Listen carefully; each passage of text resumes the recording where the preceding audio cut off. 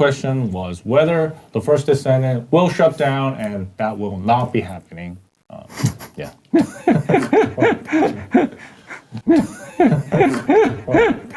Imagine making so much money in the game that all you can do is laugh. So the directors of the First Descendant were asked a few Q&A questions, and one of the questions that stuck out to me the most was, is the First Descendant shutting down?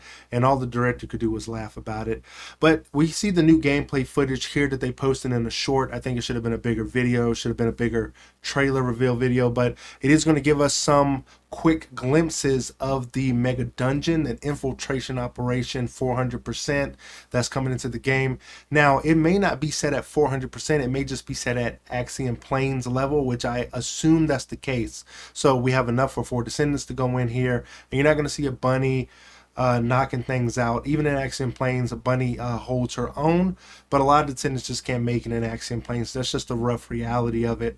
Another thing that you're going to see here is some of the mechanics. Now, that wave type motion that happens with most of the bosses in the game, it happens with the Steel Pincer, happens with the other type of big armor enemies in the area. So trading's coming to the game, like it or hate it. Battle Pass is getting refreshed in a few days. So also we got the lightning based weapon that no one's really excited for. It's attack rifle.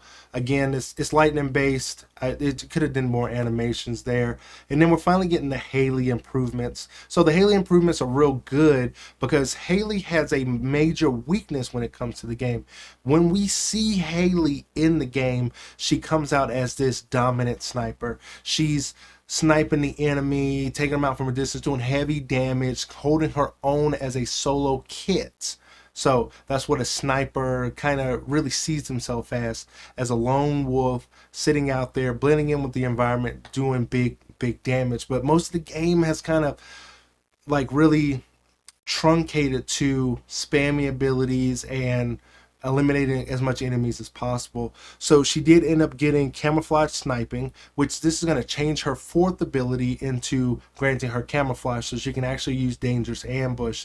Dangerous ambush in her kit is going to be very nice, because when you start hitting with Hailey and you're trying to use dangerous ambush, you really aren't getting more bang for your buck. You got to take the enemy got to take their sights off of you.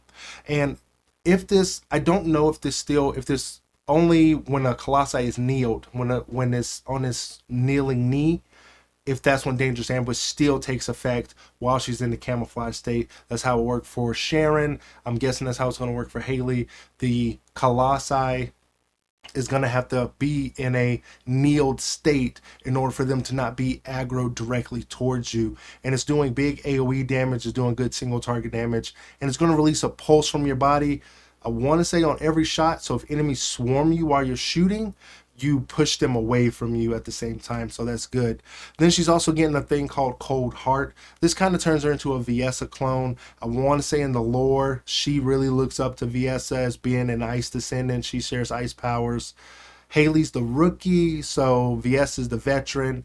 And as far as time and service, that ain't changing. So she's still the new descendant on the block, even though we got Harris, because Harris is Captain Harris. She's got more time in the department than Hailey does, so they kind of throw that in her face a little bit. So that's kind of cheeky that they got that interaction. But Hailey didn't want to be the little new booty on the block, but still is. Captain Harris, I want to assume, outranks her still now that she has RK.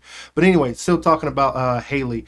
Hailey is going to be able to use, like I said, dangerous ambush. They're going to be getting a bunch of new Descendant modules in the game. They're going to be adding a bunch more things. What their main focus is that what I saw is they're focusing in on, so Harris is going to be good with melee weapons, and maybe they'll update Ajax later for melee weapons. They're really giving harmony to Descendants and the weapons like it should have been from the get-go. When Harris ended up getting crushed by Corel, they ended up putting her in the medical bay and infusing some new toxin from Dr. Cade and this like Freyna. Well, if you did Freyna's whole storyline quest, you know that Dr. Kate is very good at performing miracles and bringing people back from the dead.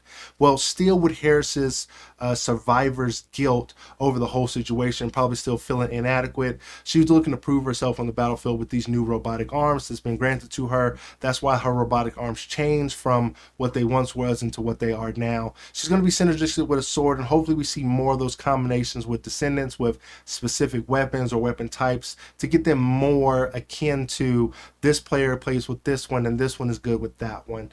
So the developers are really coming around when it comes to moving the game forward while not really keeping it too stagnant. So I do think that the first Descendants got good bones, and I can only wait and see what they got coming next. So like, share, and subscribe if you guys did enjoy the video, and I will see you in the next one.